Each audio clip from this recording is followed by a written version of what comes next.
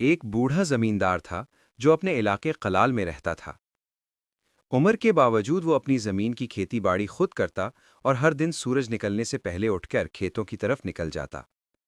لوگ کہتے تھے کہ اب اس کی عمر زیادہ ہو گئی ہے، مگر وہ محنت کرنا نہیں چھوڑا۔ اس کی زمین چھوٹی تھی، لیکن اس کی محنت اور محبت سے فصلیں ہمیشہ اچھی ہوتی تھیں۔ کبھی کبھی کھیتوں میں کام کرتے ہوئے وہ اپنی جوانی کے دن یاد کرتا جب وہ اپنے باپ کے ساتھ کھیتوں میں کام کرتا تھا۔ لقمان کی روزی صرف زمین سے آتی تھی، مگر اس کی زندگی کے تجربات، محنت اور ایمانداری نے اسے علاقے میں سب کے لیے مثال بنا دیا تھا۔ شام کے وقت جب وہ تھک کر اپنے گھر آتا تو اپنے کھیتوں کو دیکھ کر سکون محسوس کرتا، کیونکہ وہ جانتا تھا کہ اس کی محنت کا پھل اس سے اور اس کے خاندان کو ہمیشہ ملتا رہے گا۔